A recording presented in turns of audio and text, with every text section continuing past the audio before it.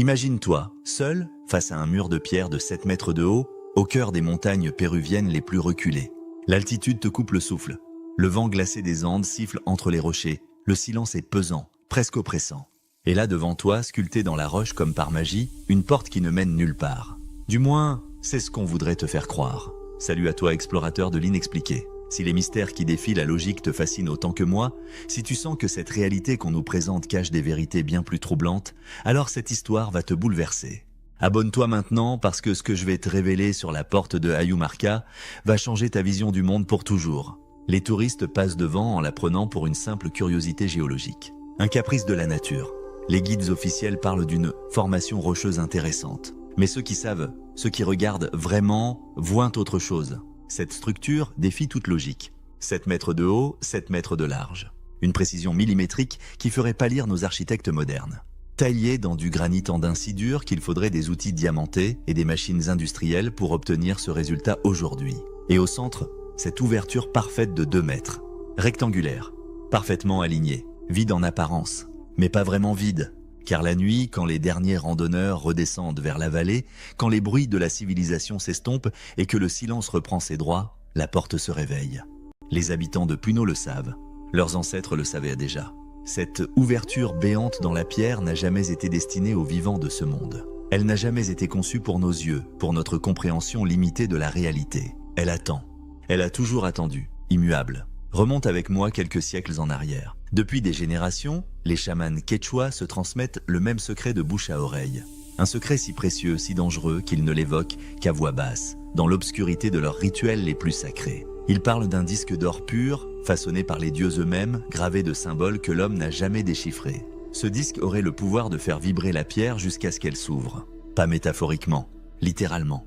Et celui qui franchirait le seuil avec cette clé disparaîtrait de notre réalité pour rejoindre la terre des immortels. Ce royaume parallèle où les lois de notre monde n'existent plus.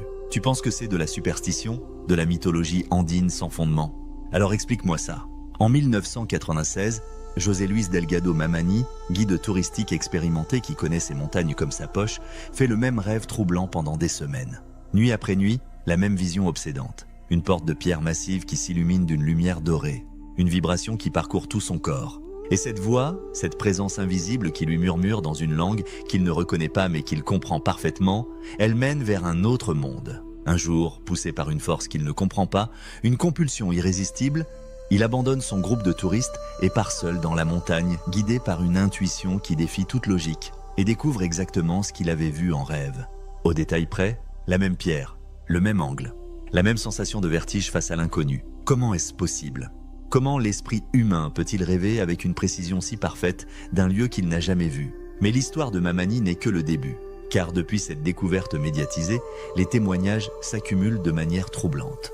Des randonneurs parlent de lueurs bleutées qui dansent autour de la structure au coucher du soleil, formant parfois des motifs géométriques impossibles. Des vibrations inexpliquées quand on pose la main sur la pierre froide, comme si un cœur battait à l'intérieur du rocher. Des visions si nettes qu'elles semblent plus réelles que la réalité elle-même. Des paysages impossibles aux couleurs saturées. Des silhouettes humanoïdes aux proportions étranges qui se déplacent dans une lumière dorée. Des voix qui appellent dans des langues inconnues. Et puis il y a ces détails glaçants que personne n'aime mentionner dans les rapports officiels. Les animaux, lamas, vigognes, condors, qui refusent catégoriquement d'approcher de la zone. Ils s'arrêtent net à une distance précise, comme s'ils percevaient une barrière invisible. Les boussoles qui se mettent à tourner frénétiquement dans tous les sens, perdus, affolés. Les téléphones portables qui se coupent brutalement, les appareils photos qui cessent de fonctionner, les montres qui s'arrêtent. Comme si cette zone échappait complètement aux lois physiques que nous connaissons, comme si elle existait selon d'autres règles, d'autres constantes universelles. Coïncidence ? Peut-être. Mais alors comment expliques-tu cette découverte stupéfiante qui glace le sang des archéologues ? Les dimensions exactes de cette porte se retrouvent dans d'autres sites sacrés répartis à travers le monde. Tiahuanaco en Bolivie, à quelques centaines de kilomètres. Certains temples égyptiens de l'Ancien Empire. Des structures mégalithiques en Turquie. Même hauteur, même largeur, même rapport de proportions mathématiques, même orientation par rapport aux points cardinaux. C'est statistiquement impossible. C'est comme si un architecte invisible avait semé ses portes à travers la planète selon un plan préétabli. Et si ce n'était pas des monuments isolés, des créations indépendantes de civilisations séparées? Et s'il s'agissait en réalité d'un réseau Un système de passage entre les dimensions, un métro interdimensionnel construit il y a des millénaires par une civilisation que nous avons complètement oubliée. Ou pire encore, par quelque chose qui n'était pas de ce monde, qui ne venait pas de cette planète. Car c'est là que l'histoire bascule dans quelque chose de vraiment troublant. Les habitants de la région de Puno, ces descendants directs des Incas qui ont préservé leur culture malgré des siècles de colonisation, parlent depuis toujours de ces lumières étranges qui traversent le ciel nocturne au-dessus de la montagne sacrée. Pas des avions, pas des satellites, pas des météores, des objets lumineux qui se déplacent selon des trajectoires impossibles, silencieux, parfaitement contrôlés. Ils changent de direction à angle droit. Ils accélèrent instantanément. Ils disparaissent et réapparaissent ailleurs en une fraction de seconde. Et pour ces peuples qui ont conservé la mémoire ancestrale, le lien est évident, indiscutable. Ces dieux dont parlent leurs légendes les plus anciennes.